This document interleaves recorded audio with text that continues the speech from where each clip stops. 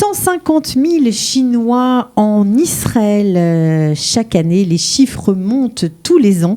Ils dépensent $230 par personne. Alors, ce sont les acheteurs les plus, on va dire, les plus dépensiers parmi les touristes. On est un petit peu inquiet avec le coronavirus parce qu'on ne sait pas ce qu'il va se passer puisqu'aujourd'hui, le gouvernement chinois a annulé tous les groupes. Nous avons un guide pour en parler, spécialiste des touristes chinois notamment.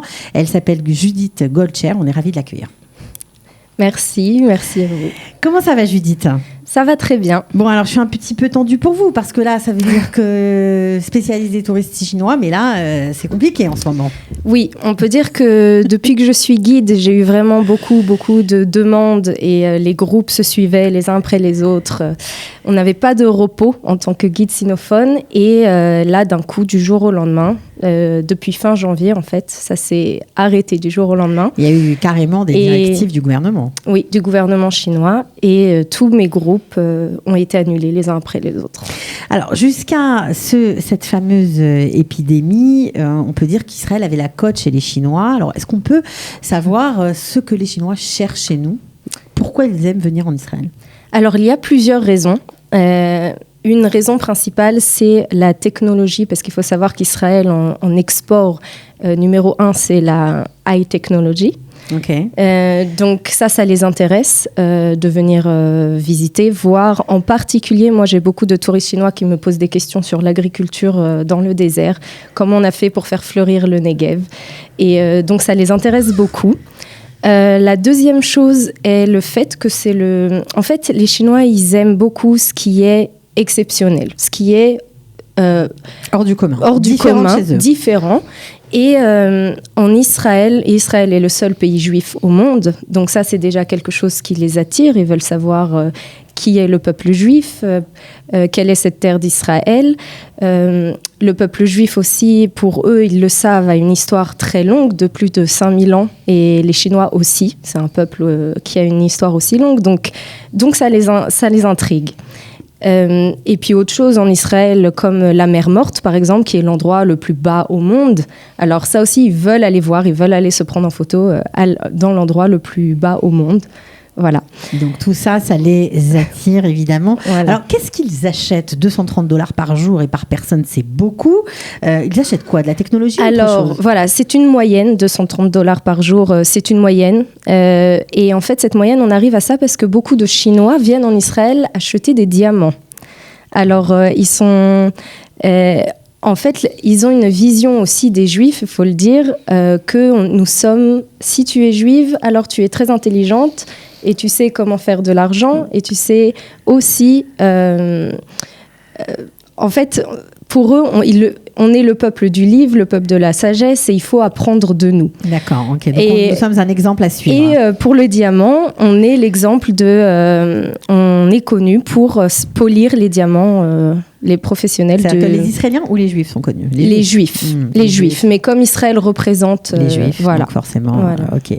Donc, alors, on imagine évidemment un peu la complexité, parce que pendant longtemps, il n'y avait pas assez de guides sinophones.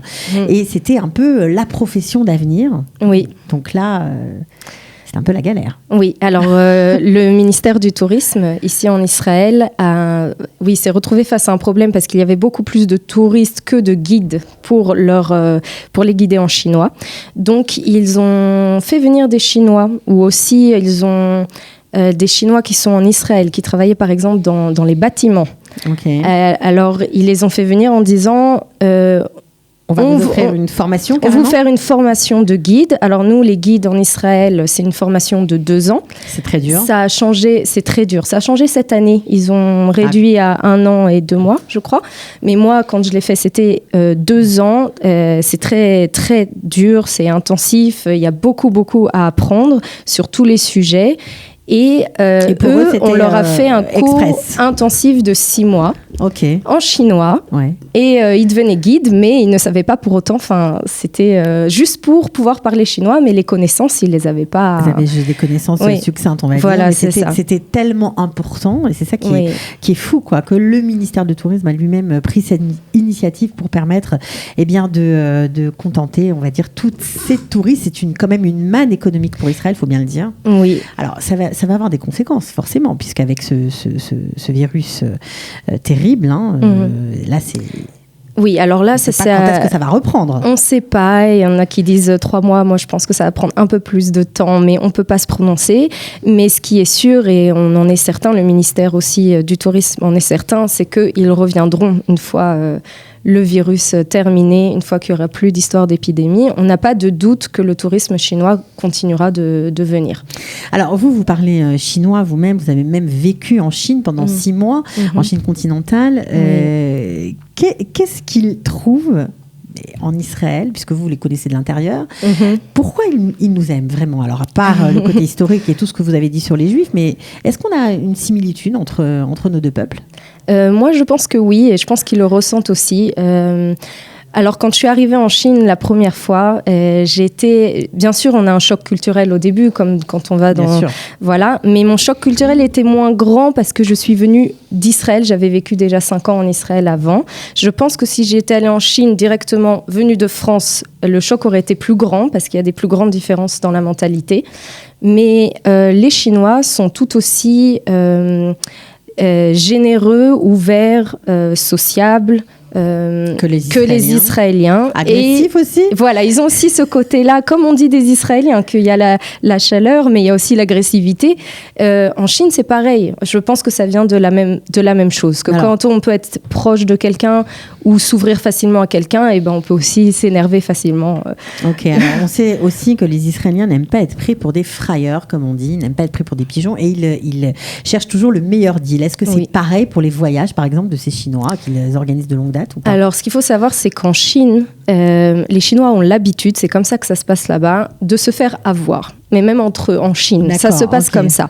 Donc, quand on va dans un marché en Chine, par exemple, il faut savoir que le prix, il est peut-être 30 fois, 50 fois plus bas que ce qu'on nous dit réellement.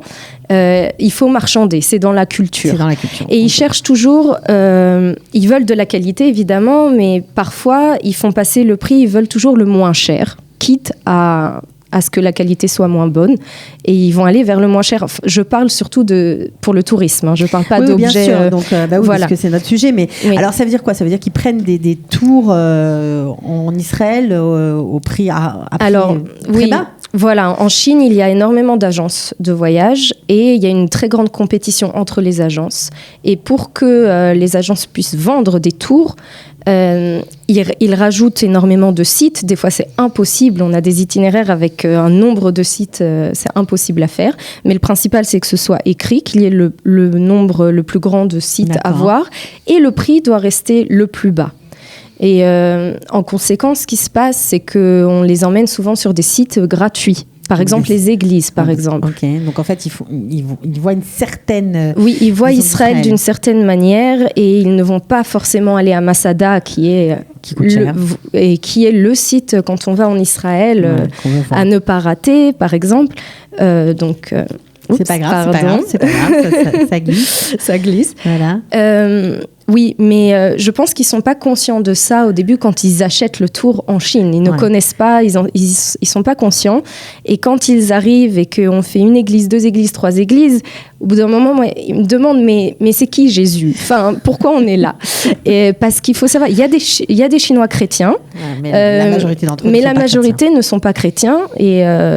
Et pour eux, c'est nouveau, c'est tout nouveau. Donc, c'est un peu dommage qu'ils ne voient pas le Israël complet, on va dire. Il faudrait peut-être que le ministère du Tourisme fasse des actions sur place en Chine. Mais enfin, malheureusement, pour ça, il va falloir attendre encore un peu que l'épidémie du coronavirus cesse. Et après, il faut savoir aussi que les touristes chinois, il y a plusieurs groupes. Et moi, je guide que Moi, j'ai des autobus de 50 Chinois qui sont ce qu'on appelle les nouveaux riches et qui ajoutent Israël à la liste des pays qu'ils ont envie de voir. Ils font l'Europe en une semaine, 5 pays. Mais il y a aussi le tourisme des businessmen. des hommes c'est très intéressant. Voilà. Et ça, je connais pas ce milieu-là parce que j'y suis pas encore. J'aimerais y arriver, guider des hommes d'affaires. Et donc, eux, c'est vrai que les tours qu'on leur fait, c'est différent. C'est des tours plus technologiques. Oui, c'est ça. Ouais. Bon, en tout cas, merci de nous avoir éclairé un peu sur ces touristes chinois qui venaient chez nous en masse. Bon, là, ça s'est arrêté. On espère que ça reprendra, voilà, pour tout le monde. Petite pensée pour ces Israéliens qui sont bloqués. Voilà, on espère que ça va bientôt se terminer pour eux. En tout cas, merci Judith de nous avoir fait partager votre passion des Chinois, de la Chine. À bientôt. Merci. De rien, ciao. Au revoir, ciao. Israël, comment ça marche ? Vous allez adorer comprendre Israël.